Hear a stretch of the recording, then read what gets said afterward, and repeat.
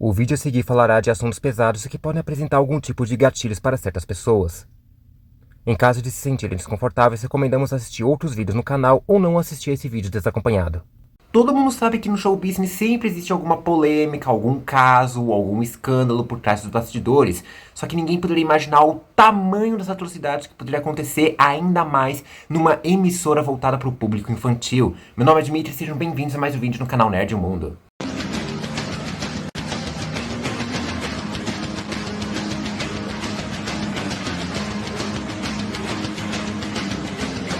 Olá, olá e olá, como vão vocês? Tudo bem? Seguinte, lá por volta do final da minha infância, lá pra pré-adolescência, adolescência, ali eu comecei a ter mais acesso à TV a cabo e assim como muita gente comecei a assistir outros programas ali, principalmente os internacionais, principalmente algumas emissoras como por exemplo a Nickelodeon, eu assistia bastante lá também, principalmente séries como iCarly, Drake e Josh, na minha época acho que eram os meus favoritos e também foi o favorito de muita gente também, né? Fez parte da infância e da adolescência de muita gente que cresceu assistindo, né?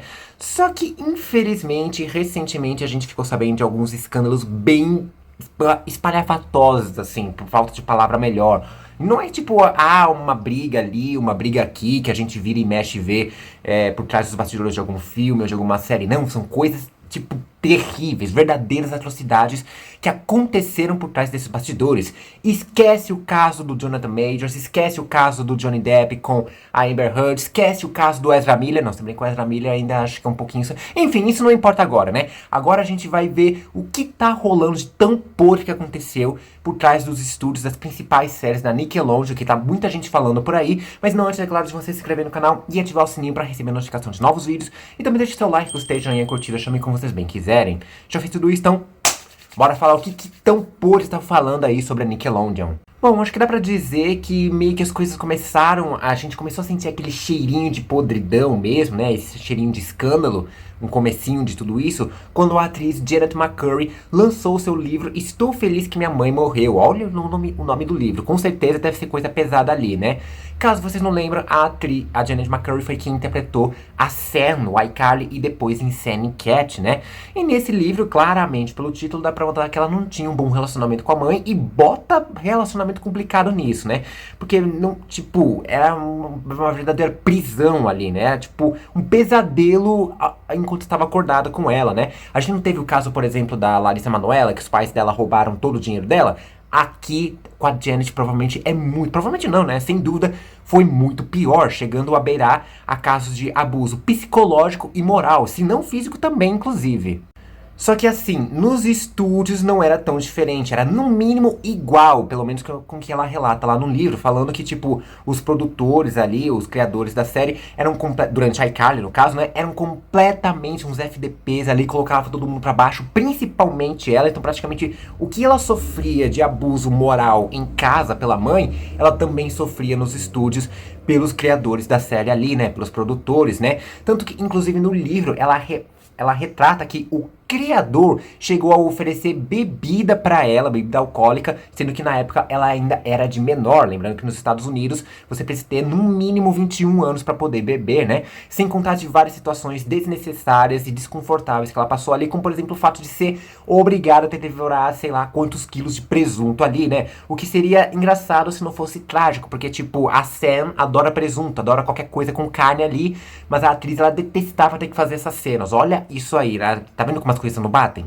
Depois, quando ela foi reprisar seu papel e ser enquete, as coisas não melhoraram nem um pouquinho, né? Porque o que acontece? Ela protagonizava a série junto com a Ariana Grande, que estava crescendo cada vez mais na indústria musical, ganhando mais fama, então ela meio que virou a preciosa ali da série, né? Então, começaram a fazer comparação com a Ariana, né? A Janet com a Ariana, fazendo que, tipo, você nunca vai chegar aos pés dela, você precisa ser mais igual a sua colega de equipe ali, né? E, tipo, é muito chato ficar esse tipo de comparação ali, né? Porque, claramente, era tudo uma questão de interesse, porque a Ariana que tava crescendo cada vez mais na indústria, e, tipo, sempre que vira e mexe quando a personagem da Cat não aparecia, a Janet sempre se colocava, tipo, em situações muito desconfortáveis ali, tanto quanto ela passava lá na série do iCarly. Lembra quando eu falei que o criador havia oferecido bebida pra Janet quando ela não podia beber? Bom, com certeza ela não tá falando de Deus ali, né? Então, muito mais provável que esse criador seja se referindo ao Dan Schneider, o criador da série, o showrunner, né? Showrunner é praticamente o cara responsável, o criador, a verdadeira cabeça por trás da obra ali. E assim, o Dan Schneider foi durante muito tempo ali a galinha dos ovos de ouro do Nickelodeon, né? A gança dos ovos de ouro, galinha, enfim, ou algum pássaro ali que bota ovos de ouro também, né? Ele é nada menos que responsável do que as principais séries, os maiores sucessos ali entre os anos 90 e anos 2000, né? Então, iCarly, Drake e Josh, Sam Cat, Brilhante Victoria, Kenan e Kel, Zoey 101. Ele é a verdadeira cabeça por trás de cada uma dessas obras. E ele também seria a principal cabeça para todas as polêmicas envolvidas ali e supostos casos de abuso, seja físico, moral, psicológico, sexual, que podem ter acontecido com boa parte do elenco e outros membros da equipe ali das produções, né? E tudo isso tem saído num documentário que não chegou aqui no Brasil ainda, pelo menos não nesse momento que eu tô gravando, né? Mas já tá rolando lá fora, lá chamado Quiet on Set, né? Quiet on Set, enfim, qualquer coisa vai ter o nome certinho aqui aparecendo pra vocês. Que numa tradução livre seria Silêncio no Set, mostrando que nem tudo eram flores ali nos estúdios da Nickelodeon. E um dos primeiríssimos escândalos, né, que todo mundo que caiu em evidência aí, foi com a atriz Amanda Bynes. Provavelmente você deve ter conhecido ela por filmes como, por exemplo, A Mentira, lá com a Emma Stone, o Grande Mentiroso, eu adoro esse filme também, né? Só que assim, o estrelado dela começou quando ela protagonizou a série da Nick, intitulada de O Show da Amanda, que inclusive também tinha os atores Drake Bell e Josh Peck, que mais tarde viriam a fazer a série Drake e Josh, né? E adivinha só quem é o showrunner dessa série? Justamente o Dan Schneider. E dizem que os dois eram muito próximos, a Amanda e o Schneider, né? Tipo, eram muito próximos, tinham uma relação de confiança muito grande, a ponto de até ser um pouco assustador o quanto eles passavam de tempo sozinhos ali. Lembrando que, tipo, eles não têm nenhum tipo de parentesco, né? Tipo, pai, filha, tio e sobrinha, irmãos ali, nada. Eles, tipo, era um produtor da série, que na época devia estar por volta dos 30, quase 40 anos ali, com uma criança praticamente entre 13 e 15 anos na época. Então todo mundo ficava especulando sobre, e não só sobre isso, né, mas basicamente algumas cenas não tão adequadas para uma garota de 13, 15 anos fazer na época, inclusive, né? E assim, rola muitas possibilidades. Nunca foi confirmado, nunca se bateu o martelo, a própria atriz nunca falou nada especificamente sobre isso, mas muita gente especula que possa ter sido ocorrido, sim, algum caso de abuso sexual com a menina ali, né? Tanto que há pouco tempo saiu no Twitter, né, um perfil dizendo ser a própria Amanda, falando que ela chegou a engravidar com 13 anos do próprio Dan Schneider e que teve que tirar a criança ali também, né? Tirar o feto também, né? E assim, não dá pra saber se realmente é verdade, porque, tipo, a Amanda, ela tinha saído de todas as redes sociais, tinha apagado todas as redes sociais, e aí aparece essa conta dizendo que era, então muito provavelmente é uma conta fake. Então essa parte, esse detalhe da gravidez, eu acho pouco provável que seja verdade, mas isso não significa necessariamente que não tenha rolado algum tipo de caso de abuso. Um outro caso foi também com a atriz Alexa Nicholas, que foi a personagem da Nicole na série Zoey 101, que ela falou sobre uma piada com um certo cunho malicioso, pra não falar outra coisa aqui também, que eu já falei bastante também, né?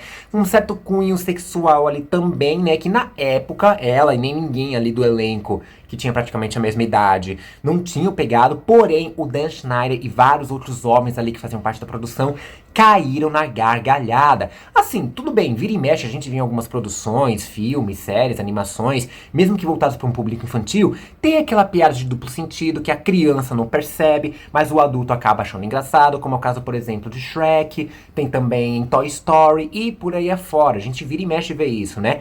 Só que no caso dessas séries da Nickelodeon, principalmente essas que tem o Schneider aí como showrunner, tipo, eram muitas piadas com esse tipo de cunho, muitas piadas maliciosas que na época, obviamente, a gente não percebia, mas que se a gente assistir agora, claramente tem muita coisa que não era apropriado para a idade desse pessoal que tava passando ali. Eu nem vou falar dessa piada que falei aqui sobre a Nicole, porque senão corre o risco do YouTube me derrubar, me desmonetizar ou alguma coisa assim, né? Mas ela mesma falou que, tipo, ela nunca deixaria, hoje sendo mãe, ela nunca deixaria a filha dela fazer esse tipo de piada numa série também, né? E outros casos parecidos, por exemplo, tem em Brilhante Victoria, que vira e mexe as personagens, né? Principalmente as personagens femininas, usavam roupas não tão adequadas assim para as personagens que eram adolescentes, né, por volta dos 15, 16, 17 anos ali também, não sei quantos anos tinham as atrizes, mas provavelmente estavam perto dessa idade ali também, aproximadamente também, né, usando roupas talvez não muito adequadas, fazendo várias dessas piadas com um cunho um tanto sexual ali também, né,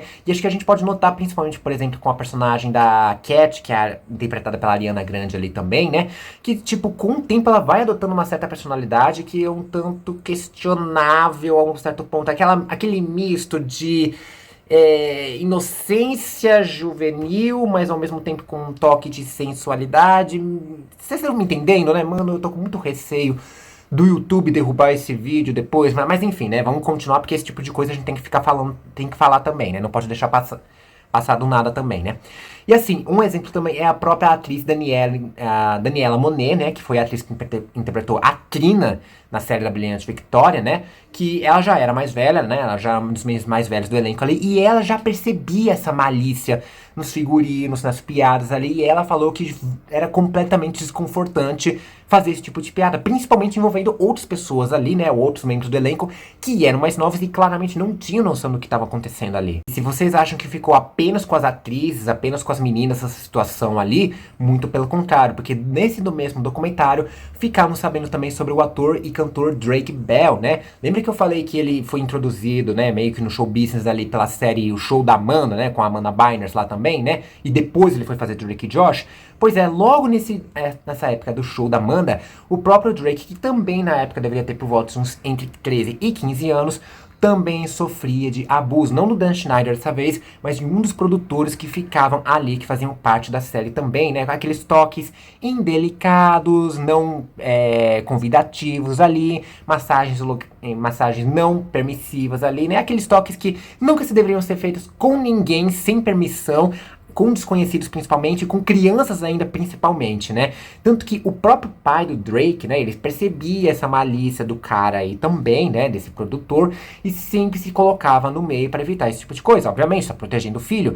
Só que, adivinha, o tal produtor achou um jeito de se livrar do pai do Drake. Não, ele não matou o pai do ator não, tá? O pai do ator tá vivo, ele participou do documentário, inclusive, também, né? Só que acontece, os pais do Drake eram separados na época, então o cara entrou em contato com a mãe do Drake, falando que o pai não estava sendo muito participativo, estava atrapalhando, então o pai acabou sendo afastado e a mãe assumiu o lugar também, só que ela não era tão próxima, assim, por assim dizer, também ela não fazia tanto questão de acompanhar o filho dela nesses momentos ali também, né, durante os trabalhos ali na televisão, né, enfim, né, isso acabou dando margem para que sim, o tal produtor pudesse abusar do Drake em várias formas possíveis ali também, né, enfim.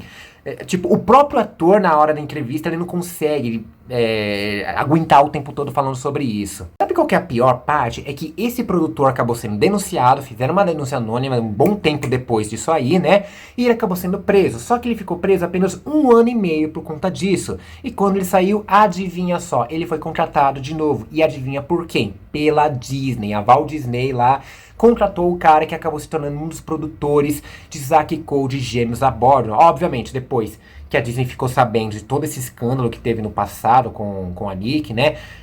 Só que assim, um bom tempo depois de já ter contratado ele, acabaram demitindo o cara. Mas enfim, ainda assim tipo, como é que contrata sem saber o histórico também? E apesar do Drake ter ficado com a pior parte, não tem como negar isso, né, dessa questão, acontece que o colega dele, o Josh Peck, também passava por maus bocados ali também, né? Porque afinal de contas, da mesma forma que eu falei sobre a Janice McCurry e a Ariana Grande, né, acontecia a mesma coisa. O Drake era o principal rosto ali, durante muito tempo ele foi o principal rosto na Nickelodeon e que ganhou bastante mais destaque depois mais pra frente, né?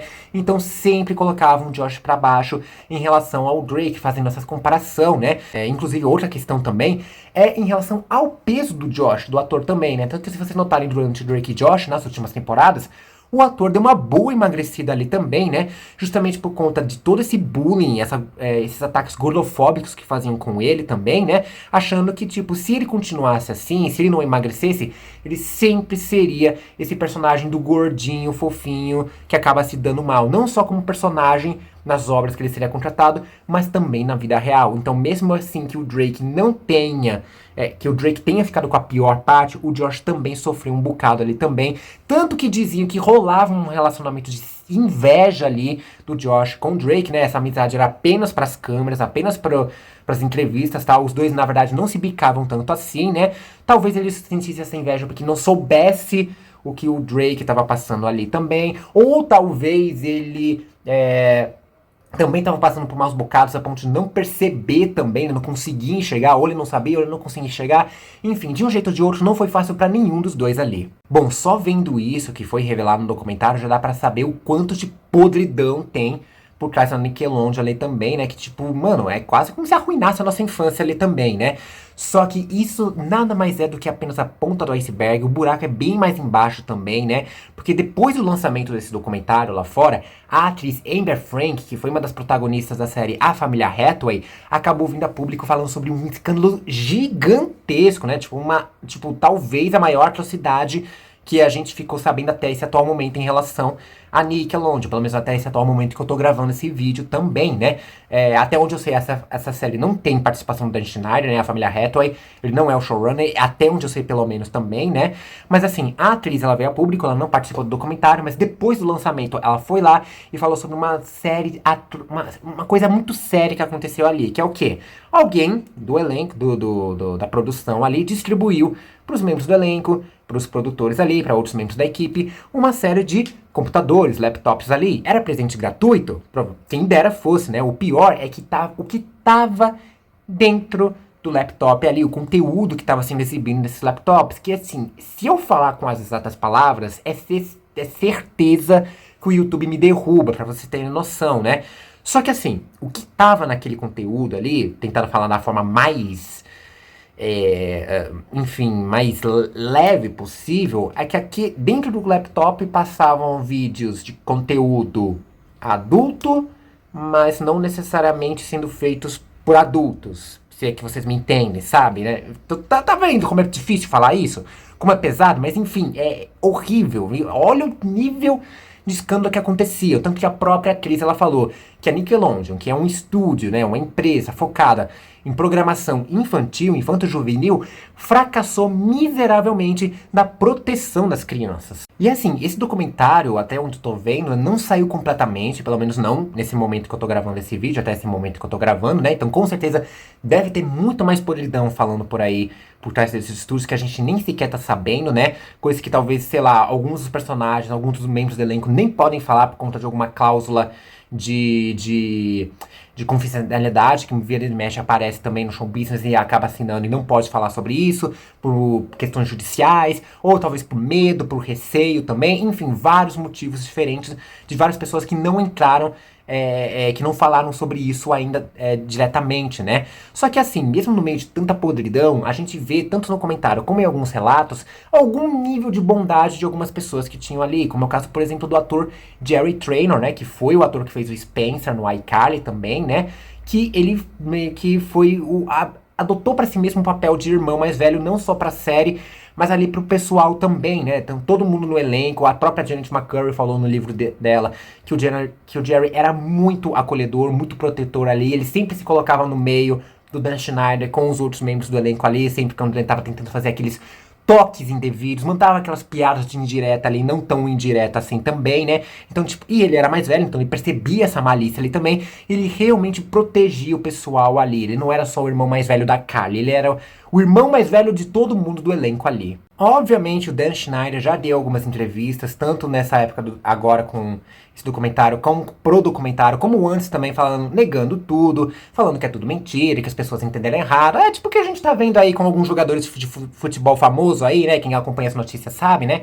Só que muito provavelmente, só que assim, eu tô falando muito dos membros do elenco, mas isso acontecia também com o pessoal da equipe das séries, como principalmente os roteiristas, né? Onde o Schneider sempre fazia alguns comentários sexistas, alguns não, né? Eles faziam vários comentários sexistas ali, principalmente, não só para as roteiristas, assim, para as mulheres roteiristas que estavam ali, mas para mulheres em geral ali, falando que mulheres não sabem fazer comédia, mulher não sabe fazer humor, não sabe escrever piada. É bem aquele red pill ali que sempre fica comentando que é hater da Bruna Luiz, por exemplo, coisas desse tipo praticamente, né?